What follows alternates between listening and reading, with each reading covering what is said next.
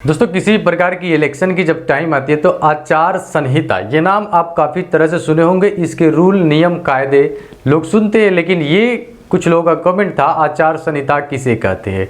दोस्तों इलेक्शन के डेट जैसे घोषित होते हैं उसके साथ ही परिणाम आने तक उस क्षेत्र में आचार संहिता आखिर क्यों लगाया जाता है, तो आज के इस वीडियो में कंप्लीटली आचार संहिता के बारे में बहुत ही आसानी से एकदम से डिटेल्स में समझेंगे।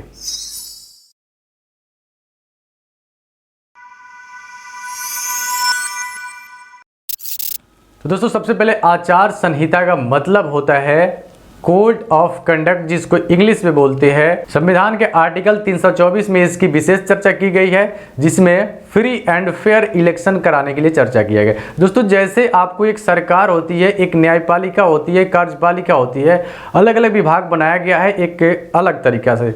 जैसे एग्जाम्पल के तौर पे न्यायपालिका किसी के पक्ष में न होकर निष्पक्ष तौर पे न्याय के पक्ष में होती है, वैसे इलेक्शन कमीशन, यहाँ पे इलेक्शन कमीशन की पूरी चर्चा संविधान के 324 आर्टिकल 324 में की गई है। वहाँ पे फ्री एंड फेयर यानी किसी के पक्ष में ना होके एक एकदम शुद्ध निष्पक्ष तरीका से इलेक्शन कराने के लिए इलेक्शन कमीशन बनाया गया है, जिसका काम ही होता है इलेक्शन कराना। केरल में विधानसभा चुनाव के दौरान आचार संहिता की शुरुआत की गई थी। क्या आवश्यकता आन पड़ी? आचार संहिता शब्द से स्पष्ट होता है आचार दैट्स मीन आचरण, संहिता मतलब संग्रह, आपके आचरण के संग्रह।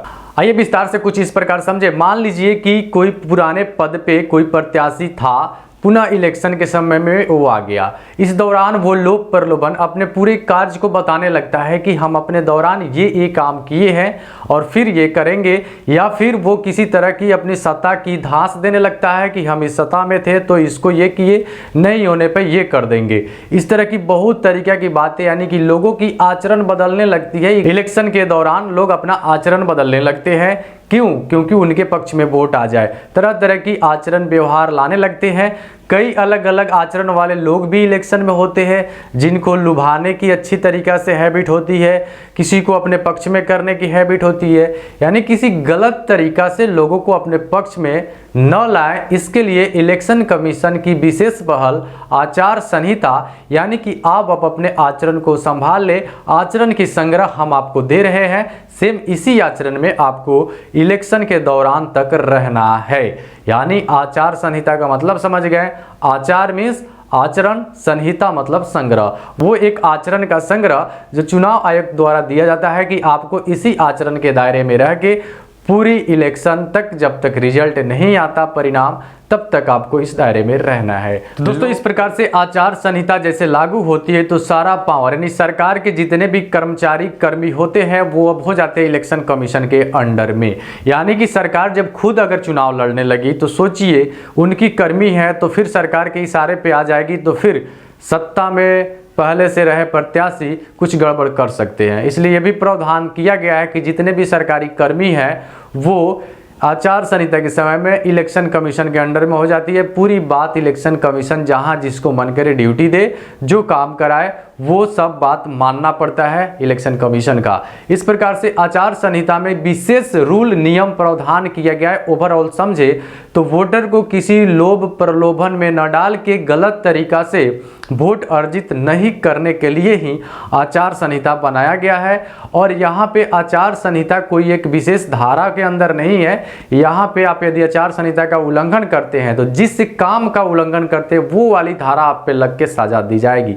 जैसे आचार संहिता के अंदर में आप मान लीजिए किसी धार्मिक प्रलोभन का प्रचार करते हैं, धर्म के नाम पे वोट लेते हैं, तो फर्स्ट में आप आचार संहिता का उल्लंघन किए और दूसरी आपको वो धार्मिक उल्लंघन, धार्मिक मतभेद का आप पे एक्ट लगेगा और उसके तहत आपको जो सजाए बनता है वो सजाए होगा।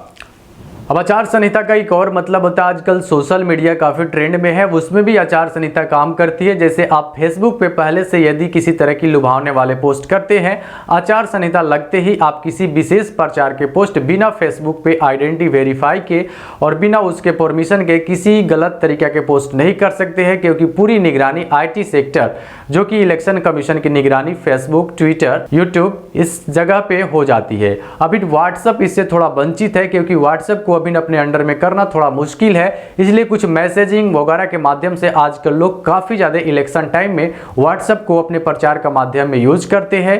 फेसबुक पे कुछ वार्ड है, आप कुछ गलत तरीका से प्रचार नहीं कर सकते हैं। सबसे पहले आपको इलेक्शन प्रचार का परमिशन लेना पड़ता है, आप वहाँ पे अपना आईडी वेरीफाई कराना पड़ता है, फिर आप जाके किसी तरह की प्रचार में भाग ले सकते हैं। उसमें भी एक दायरे के अंदर रह के, क्योंकि उस पर पूरा नज़र इलेक्शन कमीशन डिपार्टमेंट की रहती है। तो इस प्रकार से आचार संहिता में कुछ नियम भी बनाए गए हैं जो कि 8 प्रकार से, जैसे इसमें से आप किसी धर्म के भेदभाव पे वोट नहीं ले सकते हैं, आप किसी के आचरण का दोष देकर वोट नहीं दे सकते। जैसे इलेक्शन में अक्सर आप सुनते होंगे किसी की शिकायत करना, तो उसमें भी नियम है, आप बेतुक शिकायत नहीं कर सकते। तुक वाले बात कोई रखेंगे जिसका कोई मतलब हो, यानी कि आपसे पूछा भी जा सकता है। यदि आप गलत तरीका से किसी की शिकायत करते हैं तो आदमी आपको आचार संहिता उल्लंघन का आरोप लगा सकता है और जांच में पाए जाने पे आप दोषी आ जाएंगे और इस प्रकार से आपको सजाएं हो सकती है। तो दोस्तों इसके लिए सी विजिल ऐप्स भी बनाया गया है इलेक्शन कमीशन के द्वारा, जहां पे जनता अपनी शिकायत कर सकती है, यानी विपक्षी पार्टी भी कर सकती है, जनता भी कर सकती है। बेतुक जाके वहां पे